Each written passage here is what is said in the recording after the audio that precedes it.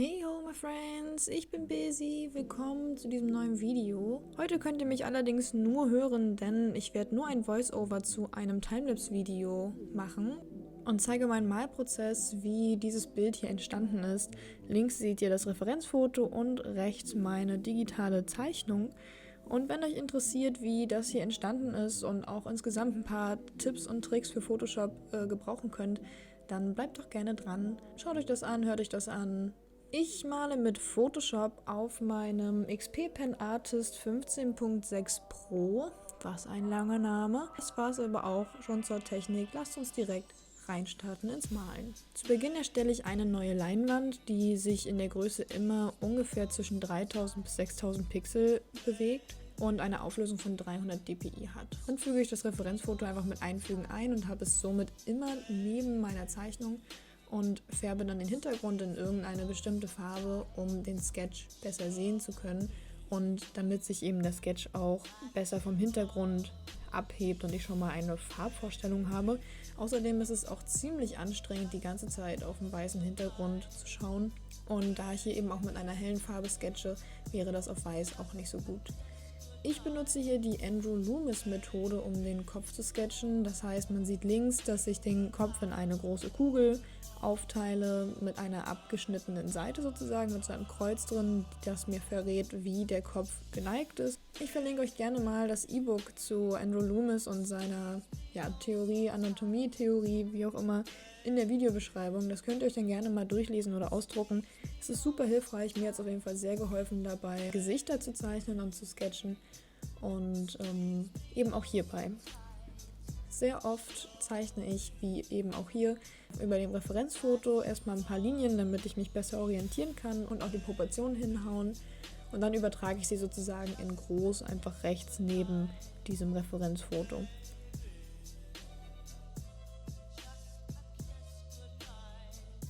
Man sieht hier, dass ich erstmal nur grob noch keine Gesichtsfeatures und so weiter hinzufüge. Ich zeichne Formen, zum Beispiel Kreise für die Augen, wo die ungefähr hinkommen, oder dieses abgerundete Dreieck für die Nase. Die Lippen sieht man jetzt schon, wo sie hingehören, aber ich habe relativ grobe Formen noch und wenig Details drin. Nach diesem ersten Sketch verändere ich die Hintergrundfarbe zu grau, das heißt, ich setze den Helligkeitsregler, oben links könnt ihr das sehen, auf 50% und die Sättigung auf 0. Und dadurch habe ich sozusagen ein 50%iges Grau, nenne ich es jetzt mal. Und darauf sieht man später die Kontrastfarben und die Helligkeiten der Farben einfach besser als direkt auf einer Farbe. Nun habe ich die Sichtbarkeit des ersten Sketches auf ungefähr 50% runtergestellt, damit ich ihn noch sehen kann, aber eben auf einer Ebene darüber jetzt den detaillierteren Sketch in Farbe setzen kann. Das sieht man hier, da bin ich eben auch dabei, nochmal die Proportionen zu überarbeiten und alles Mögliche und setze alles an seinen Platz. Man kann auf jeden Fall sehen, dass ich auch oft von dem Grundsketch abweiche und die Linien eben daneben liegen. Das heißt, ich habe noch einiges verbessert. Hier kann man auch sehr gut sehen, wie ich Hände zeichne, nämlich ich zeichne immer die oberen Teile des Fingers zuerst als so eine Art kleine, ich kann es gar nicht wirklich beschreiben, es sieht aus wie so eine Schote oder so eine Bohne, und hänge dann eben den zweiten Part des Fingers ran. Zum Schluss füge ich die Sketches alle in eine Gruppe hinzu und erstelle eine neue Gruppe unter der Sketchgruppe für die Farben. Es gibt nämlich zwei Varianten, wie ich nun mit Farbe arbeite. Entweder unter dem Sketch, so wie hier, und ich blende dann später den Sketch aus oder mache ihn weniger sichtbar. Oder ich mache die Farbe über dem Sketch und benutze dann sozusagen die Outlines auch später noch als Outlines, wenn sie noch hindurchschimmern. Hier habe ich mich aber für die erste Variante entschieden. Das heißt, ich bin jetzt dabei, unter dem Sketch die Grundfarben, also die Flat Colors sozusagen, hinzuzufügen. Man kann hier sehen, dass ich mit den Highlights angefangen habe, also mit diesem sehr hellen Türkis, und jetzt gerade damit struggle, die Farbe für die Schatten zu finden. Wenn ich mit der Pipette reingegangen bin, habe ich halt gesehen, dass es ein sehr, sehr dunkler Rotton ist, aber ich dachte mir so, nee, Rot passt irgendwie gar nicht, und habe mich dann erstmal mit einem Dunkelgrün probiert oder wie hier mit einem Lila. Aber ich habe später dann doch bemerkt, dass das Rot doch viel, viel besser passt, und zwar einfach wegen Farbtheorie, weil dieses Türkis als Komplementärfarbe eben doch ein sehr dunkles Rot hat und dadurch die Schatten einfach natürlicher wirken. Das heißt, wenn ein kaltes Licht auf diese Person hier trifft, wie eben dieses Türkis, dann ist der Schatten sozusagen komplementär dazu auf der anderen Seite des Farbrades und das ist dann eben das dunkle Rot. Und das habe ich währenddessen hier auf jeden Fall bemerkt. Ich habe wirklich viel über Licht und Schatten an dieser Study bemerkt und gelernt und ausprobiert auch. So wie hier zum Beispiel bin ich jetzt dabei, eben diese Übergänge zwischen Licht und Schatten, die ja doch sehr hart sind, also dieses sehr, sehr helle Licht trifft ja auf diesen sehr, sehr dunklen Schatten, habe ich versucht, etwas weicher zu gestalten durch sehr gesättigte Farbtöne des Schattentons. Also der Schatten hier ist ja jetzt lila und dann habe ich versucht, ein sehr, sehr gesättigtes Lila eben an diese Grenze zwischen Schatten und Licht zu bringen. Genauso wie beim Pullover, wo ich dann eben ein sehr gesättigtes Orange zwischen Licht und Schatten gebracht habe. Und nebenbei checke ich dann immer mal, wie gut man dann jetzt schon ohne Sketch erkennen kann, was es sein soll. Und ich habe jetzt gesehen, dass die Formen ganz in Ordnung durchkommen. Das heißt, ich setze die Sichtbarkeit des Sketches herunter und versuche so früh wie möglich ohne Sketch zu arbeiten. Das heißt, komplett ohne Outlines zu arbeiten und alles nur durch Farben und Formen und Flächen hervorzuheben. Jetzt ist hier der Punkt erreicht, in dem ich den Sketch komplett weglasse, weil man erkennen kann, wo die Hand ist, weil man erkennen kann, wo die Augen sind und wo die Nase ist. Auch wenn alles noch etwas gruselig aussieht und auch noch nicht so schön aussieht, ist jetzt hier der Punkt, wo ich sage, okay, ich arbeite jetzt eben komplett ohne Linien. Und jetzt gehe ich eben hier auch in das Bild rein und füge Rottöne hinzu, weil ich eben gemerkt habe, okay, dieses Lila funktioniert doch gar nicht so gut. Und hier kann man eben sehen, dass ich jetzt alles etwas ins Rötliche gehen lasse. Da, wo ich vorhin die Übergänge mit Pink gemacht habe oder weicher gemacht habe, gehe ich jetzt mit Blau nochmal rüber, weil ich irgendwann gesehen habe, irgendwie ist in der Referenz doch viel, viel mehr Blau drin und ich muss sagen, das macht den Übergang auch schon sehr, sehr viel weicher. Nun habe ich die Schriftzeichen hinzugefügt. Ich weiß auch gar nicht, was das für eine Sprache ist. Ich tippe mal auf Koreanisch, wenn das überhaupt eine real existierende Sprache ist, aber es sieht irgendwie koreanisch aus. Ich meine, ich habe keine Ahnung von Koreanisch, aber ich habe schon mal ein bisschen was davon gesehen und deswegen, es kommt mir irgendwie ein bisschen bekannt vor.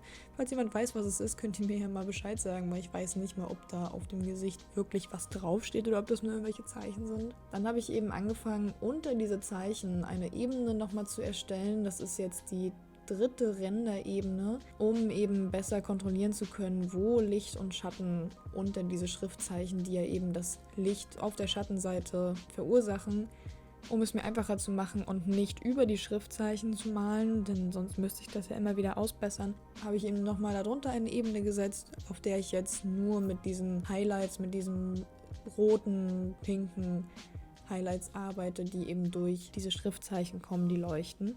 Ich bin generell eine Person, die mit ziemlich vielen Ebenen arbeitet eigentlich. Also es gab auch schon Zeichnungen von mir, wo ich über 50 Ebenen hatte oder so, weil ich dann für jedes kleine Detail eine neue Ebene erstellt habe. Aber vor allem hier jetzt dachte ich mir, okay, es soll eine schnelle Study werden, einfach nur, es geht um Farben und ich will hier jetzt nichts Perfektes machen. Ich will einfach nur mich ein bisschen mit den Lichtern und Schatten beschäftigen, was ich sonst jetzt nicht so aktiv mache. Da geht das schon fit, wenn ich alles versuche, auf so wenig Ebenen wie möglich zu machen.